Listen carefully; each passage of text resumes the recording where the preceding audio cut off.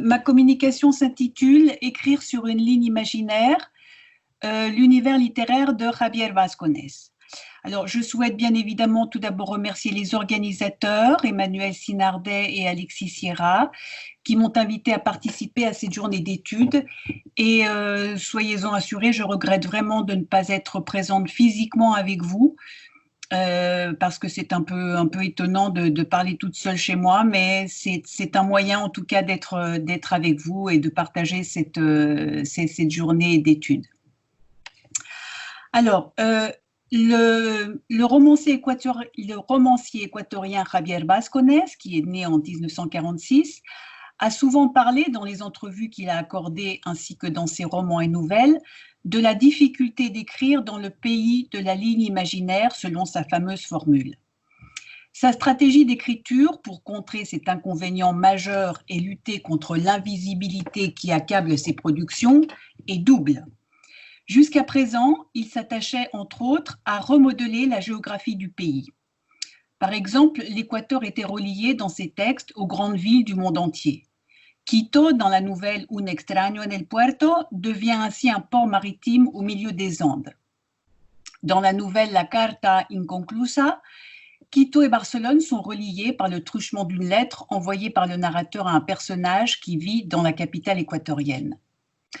On peut parler de véritables lignes de fuite, à tous les sens du terme, esquissées par l'écrivain pour échapper à ce qu'il considère comme un enfermement géographique, à un confinement dans un pays exigu, traversé de surcroît par une ligne invisible. Cette mise en relation d'espace géographique est complémentaire d'une relation qu'il tisse et entretient à travers la fiction avec les grands noms de la littérature. Par exemple, le recueil intitulé Invitados de Honor mettant en scène des auteurs à la notoriété internationale dans l'espace andin. Mais dans son nouveau roman qui paraîtra en 2021 et qui s'intitule El coleccionista de sombras, l'écrivain inaugure une nouvelle stratégie d'écriture. C'est-à-dire qu'au lieu d'opposer Quito au reste du monde, qui consiste pour lui à opposer un espace enclavé dans les Andes à un horizon infini étant le reste du monde, les grandes villes américaines ou européennes, qui symbolise donc un horizon infini en termes de possibilités littéraires, de notoriété et d'inscription dans une littérature universelle. Il s'attache cette fois à transformer un espace réduit, en l'occurrence le parc de Santa Clara à Quito, en centre du monde. Je vais donc analyser dans mon article l'imbrication d'espaces géographiques réels et d'espaces imaginaires en m'appuyant sur les 2 premiers chapitres publiés de ce nouveau roman. Ma première partie s'intitule donc El conde en el parque ou El coleccionista de sombras et je vais présenter cette œuvre ambiguë. Donc, avant de m'intéresser à la confrontation entre des espaces réels et des espaces imaginaires dans cette dernière production en date de Javier Vasconès, je vais m'attarder quelques instants sur le roman lui-même, sur ses personnages et sa trame, ainsi que sur le genre qui pourrait le définir. Et encore une fois, je m'en tiendrai à uniquement ce qui a été édité pour l'instant, puisque le roman est encore actuellement inédit dans sa totalité.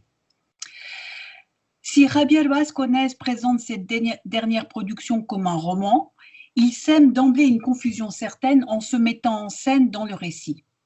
En effet, le personnage principal de El coleccionista de sombras ou El conde en el parque, je reviendrai sur les titres, est un certain Vasconès, écrivain de son état, et qui est chargé d'écrire une chronique sur la propriété du comte Velastegui. La présence du patronyme de l'écrivain est troublante, car le texte oscille entre l'autobiographie et la fiction.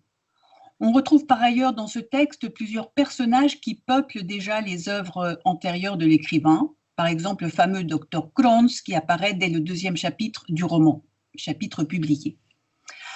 Enfin, je relève une autre caractéristique inhabituelle de la révélation du roman au grand public.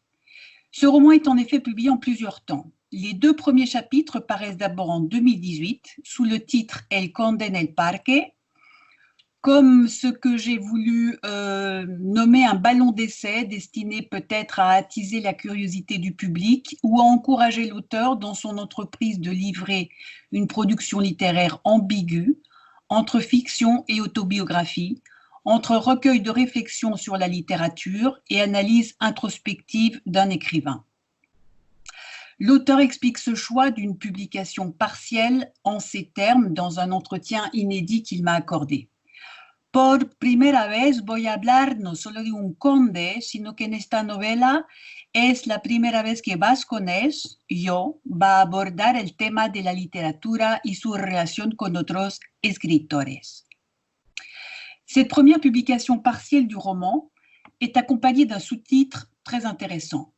Le sous-titre est le suivant, Dos capítulos de Javier Vasconés, novela en proceso. Cette précision éditoriale interroge bien entendu sur la délicate frontière entre le narrateur, le personnage et l'écrivain, mais aussi entre l'autofiction, la fiction et l'autobiographie travestie en fiction. Alors, j'ai déjà analysé dans un autre article les enjeux de la représentation fictionnelle de l'auteur dans l'ensemble de l'œuvre de Javier Vasconés, avant de m'intéresser au personnage principal de ce roman en construction. Dès la première page du roman, comme dans une sorte de livre-testament, le narrateur nous plonge dans les affres d'un écrivain qui doute et qui s'interroge. Je lis.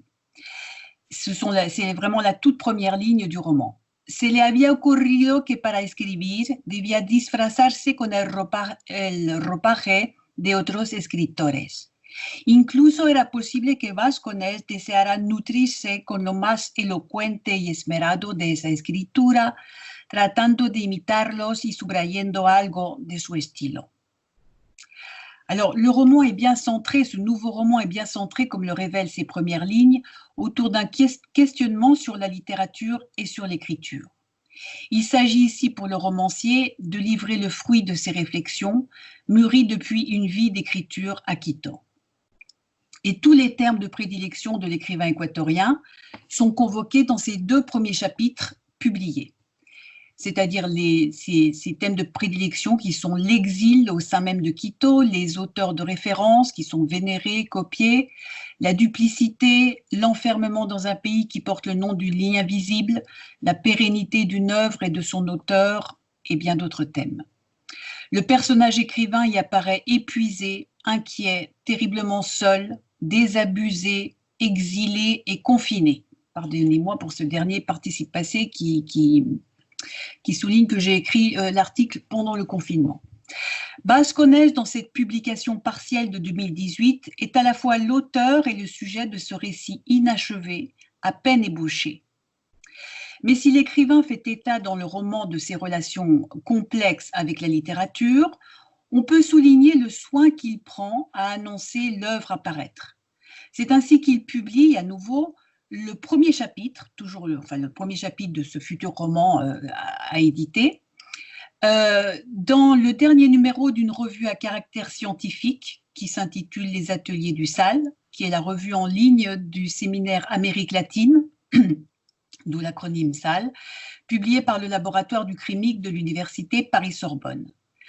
Le titre de cette publication est le suivant, Incipit de la novela inédita El coleccionista de sombras. Un astérisque avertit le lecteur que la novela será publicada próximamente por la editorial Pretextos. Le nouveau titre est ainsi dévoilé, on passe de El Conde en el Parque à El coleccionista de sombras, et le lecteur est invité à découvrir la teneur du roman bien présente dès les premières lignes et dans ce premier chapitre. Puis en 2021, paraîtra le roman dans son intégralité. Le nouveau titre, El coleccionista de sombras, est digne d'un roman policier qui est un genre cher à Javier Vasconés et il fait écho par le substantif sombras à un autre roman de l'écrivain publié en 1999, La sombra del apostador, réédité depuis à de nombreuses reprises. Ce substantif de sombra est un terme qu'il affectionne car il renvoie à ce qui est impalpable ou à un envers de la réalité. Et je n'oublie pas le titre, le thème de la journée d'études, bien entendu, et j'y arrive dans la deuxième partie. Ce titre de l'ouvrage à paraître contribue également à alimenter l'ambiguïté qui caractérise, à mon avis, à mon sens, le roman. En effet, ce substantif de collectionnista renvoie aussi bien au personnage du conte qu'au personnage de l'écrivain, Javier Vasconès. Le premier, le conte, un personnage fictif, est le parfait représentant d'une aristocratie en déliquescence, corrompue et pervertie. On le découvre dans les 2 premiers chapitres publiés. Il est voué à rejoindre les ombres, le terme de sombras, d'une classe sociale décimée par la modernité. Mais Vasconès, qui est le personnage principal, incarne également ce collectionneur d'ombres, et il faut envisager ce substantif comme une métaphore de la création artistique qui permet à l'auteur d'inventer des univers imaginaires dans des décors réels. C'est ce que Javier Vasconès déclarait déjà dans un article intitulé Divagaciones acerca de una línea imaginaria. Je le cite, un court extrait. No intento volver la espalda a ninguna realidad. Al contrario, creo en el afán legítimo de todo escritor de inventar y soñar vidas como la de ese viajero osado, el doctor Krons, quien un buen día llegó a una ciudad y provincia, o sea, a una línea imaginaria, y acabó atrapado en un hospital destartalado.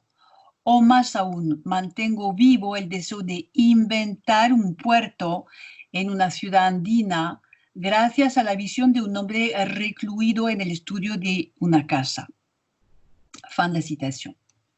Alors, j'aborde ici ma seconde et dernière partie, ne vous inquiétez pas, qui s'intitule précisément Espace réel et espace imaginaire, au pluriel.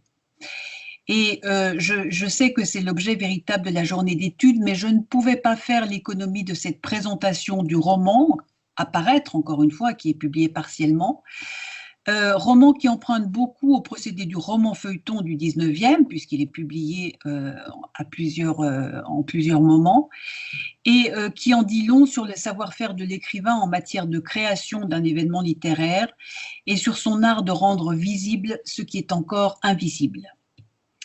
Alors, le personnage écrivain Vasconès s'intéresse dans le roman à l'histoire d'une propriété, la Circassiana, qui existe véritablement à Quito, et il s'intéresse également à son propriétaire, le comte Aldo de Velastegui, et on reconnaîtra en filigrane la figure de Jacinto Gijónica Amaño, qui est le dernier descendant des propriétaires de cette somptueuse demeure de la Circassiana. Le conte charge le personnage principal d'écrire une chronique sur ce haut lieu des rencontres du Tuquito dans les années 50, notamment grâce à un espace de jeu, un casino, abrité dans le sous-sol de la propriété.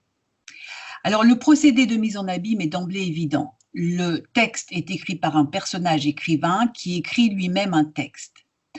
Mais le vertige induit par cette mise en abîme est amplifié par un autre procédé qui consiste à réduire au minimum l'espace dans lequel l'écrivain écrit et dans lequel ses personnages évoluent.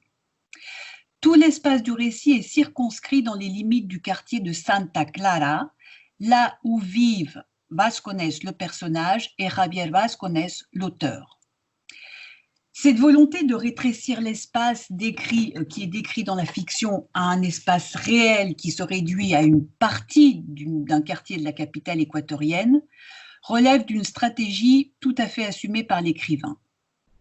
Il s'en explique d'ailleurs dans un discours prononcé le jour de la publication des 2 premiers chapitres du roman, en 2018, et qu'il a publié sur sa page Facebook, donc accessible à tout le monde.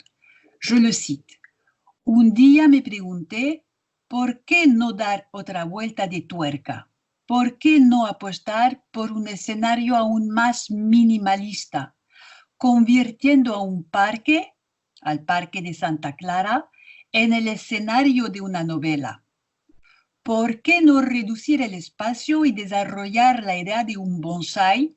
Es decir, hacer que un parque se transformara en el mundo, en el universo entero, allí donde debe transcurrir parte de la novela, al menos la vida del escritor Vasconès.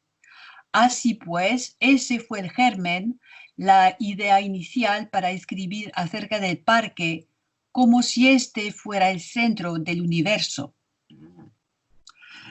On le voit dans cette citation, Javier Vasconez est obsédé par la reproduction fidèle dans son texte d'un lieu qu'il occupe quotidiennement, alors que jusqu'à présent la mention du nom du pays ou de sa capitale était très rare. Vasconez, à travers ses propos, est conscient de sa responsabilité en tant qu'écrivain, qui consiste à donner du relief à un pays et à sa capitale, frappé par une certaine invisibilité. Il déclarait par exemple déjà en 2002 « Es probable que a causa de su caprichosa geografía, Quito se haya mantenido aislada, aunque por otro lado es un cráter donde se acumula todo tipo de prejuicios y terrores ». Ces propos révèlent l'engagement de l'écrivain qui s'est lui-même assigné la tâche de rompre l'isolement, isolement tant géographique que littéraire, de l'Équateur. Dans son nouveau roman, À paraître, et encore une fois je m'appuie sur ce qui est déjà édité, il rompt avec son habitude de ne pas nommer l'espace dans lequel se déroule le récit. Il justifiait déjà cette habitude ou cette stratégie dans un article justement intitulé « Mientras más se nombra una ciudad o cualquier lugar, más lejos estamos de él ». Si bien que dans le roman À paraître, le narrateur Vasconez prétend braver la supposée insignifiance géographique de l'Équateur, car elle est la condition même de sa notoriété littéraire, autant celle de Vasconez que de Javier Vasconez. Et le narrateur, dans le roman À paraître, s'y emploie en nommant scrupuleusement la ville, ses quartiers, ses hôtels et ses bars, et même le nom des magasins, hein, par exemple la Bola de Oro que l'on retrouve, qui est un magasin en face d'une quincaillerie, que l'on retrouve nommément dans le premier chapitre publié. Ce faisant, il souligne bien, autant Vasconez que Javier Vasconez, souligne bien les associations possibles entre l'espace géographique réel et l'espace de la littérature. La littérature, selon Javier Vasconez, est susceptible de jeter un nouvel éclairage sur un lieu, comme Prague est associé au texte de Kafka, Dublin à Joyce ou le Mississippi à Faulkner. Et le studio et le bureau de Vasconez, qui sont tous deux situés à proximité, qui donnent sur le parc de Santa Clara, deviennent donc l'endroit où la littérature produite par un individu se connecte sans intermédiaire ni artifice à la littérature universelle. Et ça, je vous laisserai le découvrir dans le roman À paraître. Alors, bien entendu, Javier Vasconez n'écrit pas un guide touristique sur une demeure de la capitale, la Circassiana, mais il invente aussi des espaces imaginaires qui vont abriter les amours de la femme du conte et du personnage Vasconez. Mais j'en suis arrivée à la conclusion que pour trouver une place, en tout cas sa place dans le champ littéraire, et pour se faire un nom, l'écrivain équatorien travaille sur l'imbrication d'espaces imaginaires insérés dans des espaces réels. Il joue également de l'ambiguïté homonymique entre le personnage, l'auteur et l'écrivain, et il insère à l'état brut des extraits de textes de la littérature universelle et même de ses propres romans et nouvelles dans le texte en construction. Je souligne que c'est d'ailleurs que cette visibilisation d'une écriture qui jaillit d'un espace équivoque à la fois réel et fictif n'est possible bien entendu qu'après la parution de plusieurs ouvrages, car ce dernier roman finalise un procédé déjà appliqué dans d'autres productions de l'écrivain. Et en réfléchissant sur son procédé de création d'espaces imaginaires au sein d'espaces réels, Vasconez le brevette en quelque sorte et devient reconnaissable et peut être enfin reconnu. Alors j'en arrive à ma conclusion que j'ai intitulée « Le centre du monde selon Javier Vasconez ». Cette stratégie du bouleversement géographique qui est mise en œuvre dans ses romans et ses nouvelles antérieures, j'en ai donné quelques exemples dans mon introduction, eh bien, cette stratégie n'a pas suffi, selon le sentiment de Javier Vasconez, à démolir la chape d'invisibilité qui accable la littérature produite dans le pays de la ligne imaginaire. Encore une fois, c'est le sentiment de Javier Vasconez exprimé dans plusieurs de ses interviews. C'est pourquoi l'écrivain s'efforce, dans ce nouveau roman À paraître, mais dont deux chapitres ont déjà été publiés, Il s'efforce de mettre en valeur un espace réduit aux dimensions du parc de son quartier, comme pour mieux confronter la fiction à la réalité. En d'autres termes, et c'est une question que je pose, est-ce qu'un récit fictif ancré dans un espace réel et qui met en scène des personnages dont la réalité est ambiguë, tel le personnage écrivain Vasconès, ou encore celui du conte, ce récit fictif est-il apte à assurer à son auteur la notoriété et la visibilité à laquelle l'écrivain aspire depuis toujours? C'est une question. Avec ce roman, l'écrivain souhaite à présent être reconnu comme un écrivain de quitant, qui écrit des fictions ancrées dans un espace géographique réel et bien identifié, mais qui n'en reste pas moins des romans. Voilà, je vous remercie.